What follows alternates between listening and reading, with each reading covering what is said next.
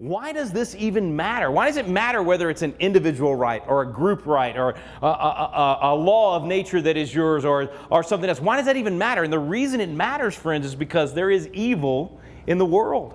And the question is not whether or not evil exists and whether or not it will be used to perpetrate crime. The question is, how do we respond to that evil when it occurs? How do we reduce the level of school shootings and other crimes that happen in our country? What do we do when the wolf is at the door? The real question is, how do you best deter and minimize that evil? How do we respond whenever it turns into criminal violence?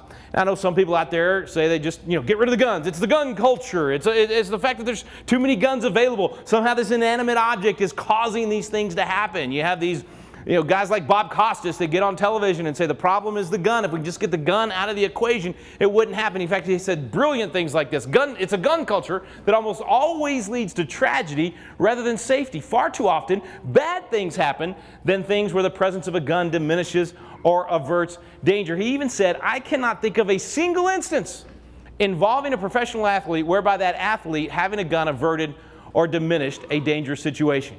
Not even a single instance? I mean, I can throw a rock from my house to multiple instances, including Colt McCoy when he was the quarterback at the University of Texas before he was a professional quarterback, where a crazy stalker came to his house and he had to use a brandished weapon in order to stop this guy that had a gun from perpetrating a crime on Colt and his roommates. We see it in not in the news. If you really dig hard, you can get the stories of a good guy with a gun stopping a bad guy with a gun over and over and over again. Just a couple of weeks ago, the Maryland school shooting that the media doesn't want to talk about, because instead of this guy able to go and kill as many as he wanted, he was stopped by the good guy with a gun, the resource officer that was there. So we see that happen. And of course, if you read the studies, John Lott's got a great, Professor Lott did a whole study on how guns are used 5 times as often to stop a crime as they are used to commit a crime.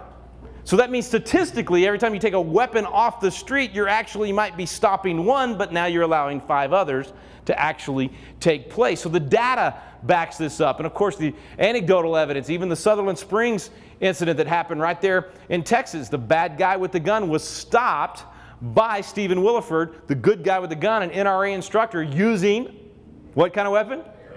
An AR-15 to stop the bad guy with the gun. And I loved watching the few interviews that this guy did, how humble he was. In fact, here's what he said. He said, I'm no hero. I'm not. I think my God, my Lord, protected me and gave me the skills to do what needed to be done. I just wish I could have gotten there faster. You know what former Vice President Joe, I love saying former when I say that, by the way. What former Vice President Joe Biden said about it? Said he shouldn't have been allowed to have had that weapon to stop that crime. So let's use that logic. So he shouldn't have been allowed to have the weapon so that the crazy guy could take his massive arsenal that he had and go to the next church where he was headed to do the same thing that he had done to the first church at Sutherland Springs. That's the logic of these people that want to blame it on the inanimate object.